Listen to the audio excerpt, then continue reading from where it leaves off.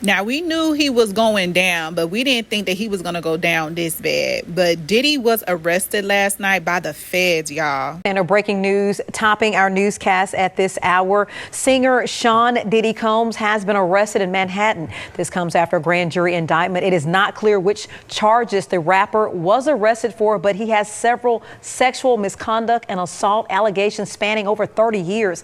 Diddy's attorney issuing a statement saying, "We are disappointed with the decision to pursue what we believe is an unjust prosecution of Mr. Combs by the U.S. Attorney's Office." Diddy has denied all allegations. Well, Diddy was arrested and taken into federal custody in New York last night. He was staying in a hotel late Monday night where he had got arrested. And it just came out that he was arrested for sex trafficking and racketeering charges. And the feds are seeking that Diddy stays behind bars. I had to look up the word racketeering because I've never heard of it. But the definition of racketeering is when an individual is illegally detained and their captors agree to set the kidnapped individual free once a ransom is paid. So basically, he was bullying and forcing people to pay him. Diddy had a whole mafia out here. If the feds was involved, that's mean they was sitting back watching him for years, and they was just waiting for him to mess up one little slip up, and that's when they came in and scooped his ass up.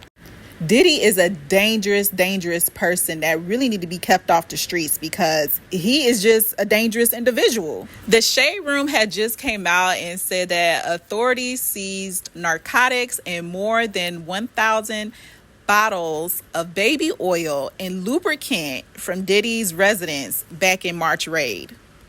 He is just a clown now. Whoever is taking up for this man still, you are a clown right along with him. The U.S. attorney discussed the charges that are filed against Diddy. Here you go. And by promising them career opportunities, by monitoring their whereabouts, and even by dictating their physical appearance.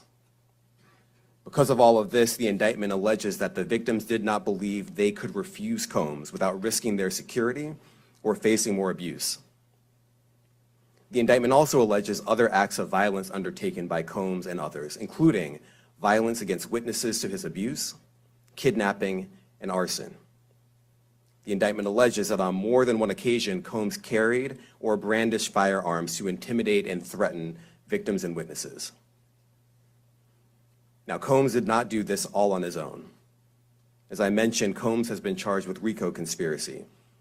He used his business and employees of that business and other close associates to get his way. Those individuals allegedly included high-ranking supervisors in the business, personal assistants, security staff, and household staff. The indictment alleges that those individuals facilitated the freak-offs. They booked the hotel rooms and stocked them with the supplies, including drugs, baby oil, personal lubricant, extra linens, and lighting. When the hotel rooms got damaged, they helped clean it up. They arranged for victims and commercial sex workers to travel for the freak-offs, and they delivered large quantities of cash to Combs to pay for the commercial sex workers. The indictment also alleges that they helped Combs cover up his crimes. During the March 2016 incident at the LA hotel that I mentioned earlier, a member of the hotel security staff intervened, and Combs attempted to bribe the staff member with a stack of cash to make sure that what happened was kept quiet. And as the indictment alleges, in late 2023, after public allegations were made about Combs' crimes, he and others pressured witnesses and victims to stay silent, including by making phone calls to witnesses and victims and giving them a false narrative of what they had experienced. And as alleged, Combs used others to help conceal his abuse by monitoring and preventing victims from leaving a location in order to hide their injuries, or by locating and contacting a victim who had attempted to flee. As part of this investigation, in March of this year, special agents from HSI executed search warrants at Combs' residences in Miami and Los Angeles. They also executed a warrant for Combs' electronic devices. During those searches, agents seized evidence of the crimes charged in this indictment. They seized firearms and ammunition, including 3 defaced AR-15s and a large capacity drum magazine. They also seized evidence of the freak-offs, electronic devices that contain images and videos of the freak-offs with multiple victims.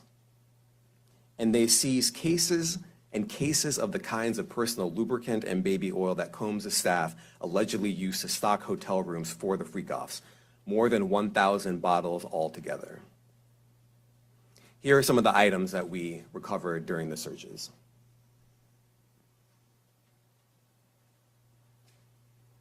As you can see here, this is a drum magazine, large capacity, and it contains, I believe, 59 rounds.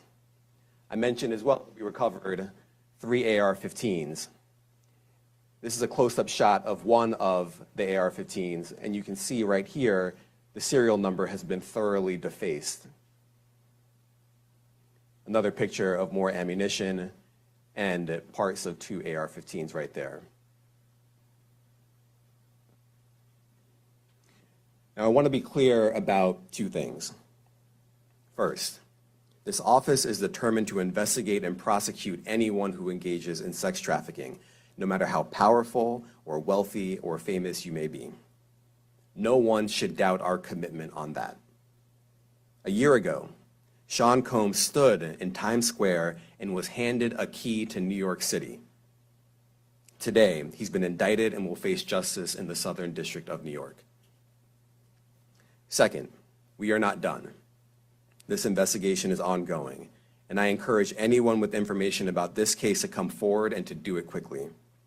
Anyone with information can call 1-877-4-HSI-TIP. I want to express my deep appreciation for the victims and witnesses who have used their voices and helped bring this criminal conduct to light. We would not be here without them. Y'all, this is done. Like, he is cooked. Diddy is done with. He's over with. There's no coming back from this. Y'all think R. Kelly is cooked? Nah, Diddy is done. It's over. But tell me how y'all feel about this whole situation. Like, oh my goodness, are you shocked? Like, did you always think that he was this cricket? Like, oh my goodness. Diddy is down bad, but tell me how y'all feel about this down below. And make sure you like and subscribe. And thank you for watching Sody Cakes. Bye. Don't play with it, don't be dishonest. Ay, still not understand.